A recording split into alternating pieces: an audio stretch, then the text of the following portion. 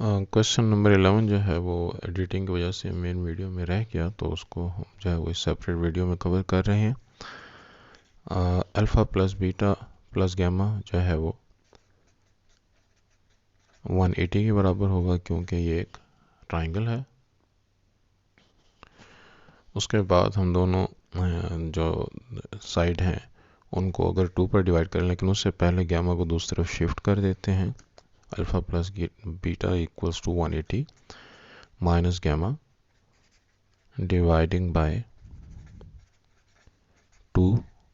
So alpha plus beta divided by 2 equals to 180 minus gamma divided by 2.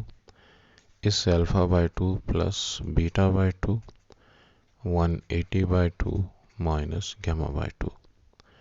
तो दोनों side पर अगर हम टेंजेंट अप्लाई कर दें तो ये बनेगा tangent of alpha by 2 plus beta by 2 equals to tangent of 180 by 2 जो है वो 90 हो जाएगा।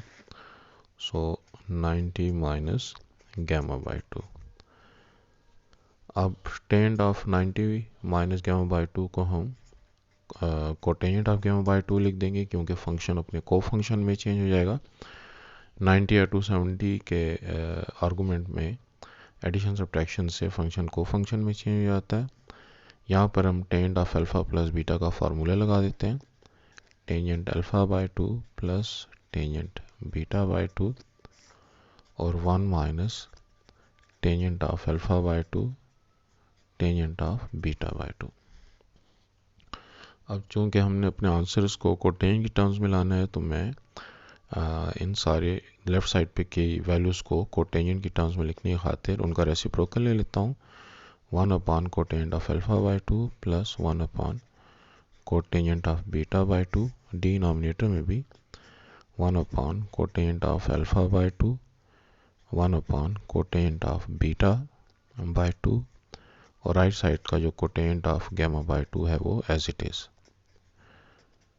तो इस स्टेप के बाद ऊपर भी मैं एलसीएम ले लेता हूँ। एलसीएम लेने से cotangent of alpha by 2 cotangent of beta by 2, तो क्रॉस मल्टीप्लाई की सूरत में कोटेंजेंट अल्फ़ा बाई 2 1 से, कोटेंजेंट बीटा बाई 2 इस 1 से मल्टीप्लाई हो जाएगा। तो cotangent beta by 2 plus cotangent alpha by 2। Denominator में भी यही हमारा एलसीएम होगा, cotangent of alpha by 2 cotangent of beta by 2। तो ये एलसीएम जब 1 से मल्टीप्लाई होगा तो cotangent of alpha by 2 cotangent of beta by 2 minus 1 और राइट साइड का जो हमारे पास कोटेंजेंट ऑफ गैमा बाई 2 है वो एज इट इज़। ये डिनोमिनेटर इस डिनोमिनेटर के साथ कट जाएगा, तो इससे हमारे पास cotangent of beta by 2 plus cotangent of alpha by 2 जो है ये वाली वैल्यू क्रॉस मल्टीप्लाई की सूरत में इससे मल्टीप्लाई होगी। So cotangent of alpha by 2 cotangent of beta by 2 cotangent of gamma by 2 minus cotangent of gamma by 2।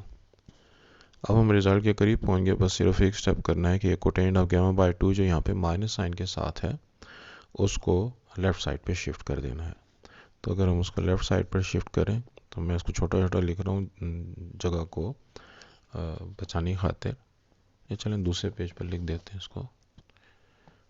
तो अब ये कोटेंजेंट ऑफ गैमा बाई 2 अगर इक्वेशन के दूसरी तरफ आ जाए, तो इसको मैं लेफ़्ट साइड को अगर तरतीब से लिखूँ, cotangent of alpha by 2 plus cotangent of beta by 2 और ये minus cotangent of gamma by 2 जब लेफ़्ट साइड पर आएगा तो पॉजिटिव हो जाएगा, कोटेंजेंट ऑफ गैमा बाई 2 और राइट साइड पर cotangent of alpha by 2 cotangent of beta by 2 and cotangent of gamma by 2। ये जो हमारे पास तीन टर्म्स हैं वो एज इट इज़। तो ये हमारा जो है रिक्वायर्ड रिजल्ट हो गया। वो जो मेन वीडियो थी उसमें एडिटिंग की वजह से ये क्वेश्चन पूरा नहीं किया जा सका, इसलिए इसको अब दोबारा किया है।